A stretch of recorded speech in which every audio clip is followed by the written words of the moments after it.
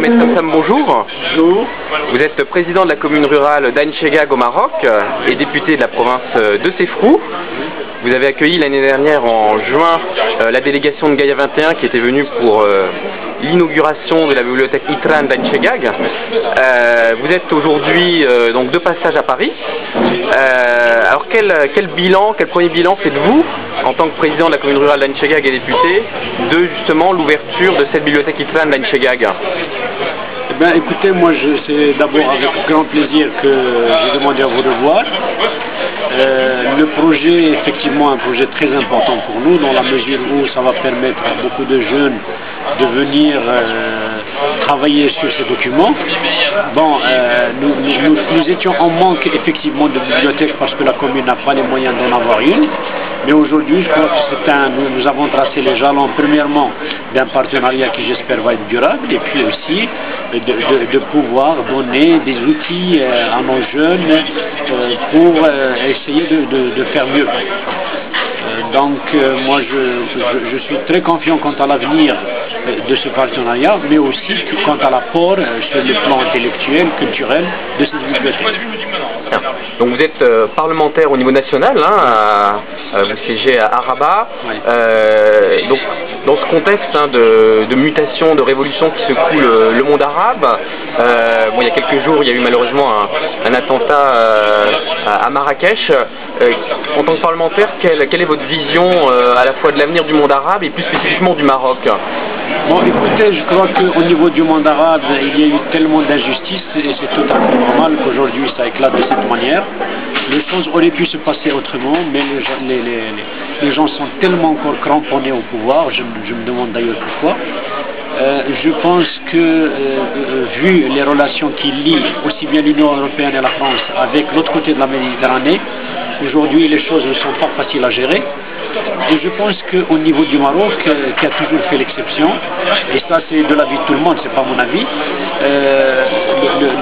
nous sommes en plein chantier constitutionnel, le roi a fait tellement de concessions, et je pense que depuis 10 ans, aussi bien le peuple que le roi n'ont cessé de faire des efforts pour les droits de la femme, pour son émancipation bien sûr, pour plus de justice, pour la réconciliation, parce qu'effectivement, même aussi au Maroc, il y a eu beaucoup de problèmes à un moment donné. Et je pense que le fait qu'il y ait cet attentat à Marrakech veut dire que des gens ne veulent pas que le Maroc progresse de cette manière, que le Maroc ne fasse pas exception. Mais je pense que de toute façon, nous avons fait un choix au niveau du Maroc, le peuple et les rois ont fait un choix, et je souhaite que tout se passe au mieux pour que vraiment, aussi bien les chantiers constitutionnels dont j'ai parlé puissent aboutir d'une part, et qu'il y ait plus de justice, qu'il y ait plus d'accès à l'école pour tout le monde, et surtout dans tous les secteurs sociaux.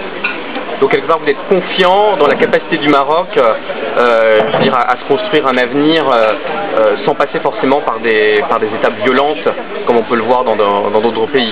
Moi j'ai toujours dit, et beaucoup de gens l'ont dit avec nous, la meilleure république au Maroc c'est la monarchie. Parce que ça nous évite, il y a tellement d'ethnies au Maroc, ça nous évite un certain nombre de problèmes. Je crois que le roi aussi aujourd'hui a fait beaucoup d'efforts, que tous ces chantiers dont j'ai parlé depuis 10 ans ont permis, je prends l'exemple de l'IDH, l'initiative nationale pour le développement humain, a permis, grâce à des actions génératrices de revenus, de tirer vers le haut tous ces gens dans les campagnes qui n'ont pas de moyens. Effectivement, il y a encore beaucoup d'efforts à faire en matière d'infrastructures dans les campagnes, mais de toute façon, ce n'est pas la première crise que le Maroc a passée avec succès.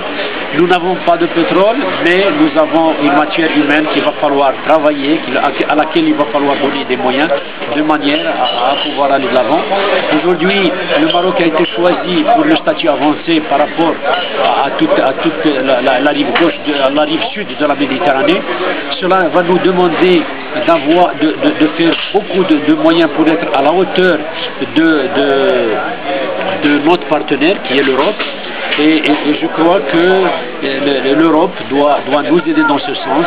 En matière d'immigration, aujourd'hui, le Maroc n'est pas seulement est devenu pratiquement un pays d'asile, parce que beaucoup d'Africains aujourd'hui se sont installés au Maroc, ne pouvant pas accéder au passage vers l'Europe, et je crois que l'Europe doit faire des efforts dans ce sens, de manière à aider le Maroc et de manière à ce que cette symbiose puisse continuer. Hassan II avait dit que le Maroc était un arbre dont les racines étaient en Afrique et respirer en Europe.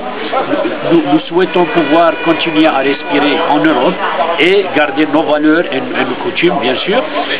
Et je pense que des fois, malheureusement, il y a des nuages qui passent, comme celui de l'Ayoun, où on a voté rapidement à l'Union européenne cette motion concernant les événements de l'Ayoun, alors que effectivement le Maroc n'était pas tout à fait responsable c'est toujours malheureusement de l'étranger que nous viennent les problèmes, mais de toute façon l'union du Maroc, l'intégrité du Maroc restera toujours là-bas. Mohamed Samsam, merci beaucoup.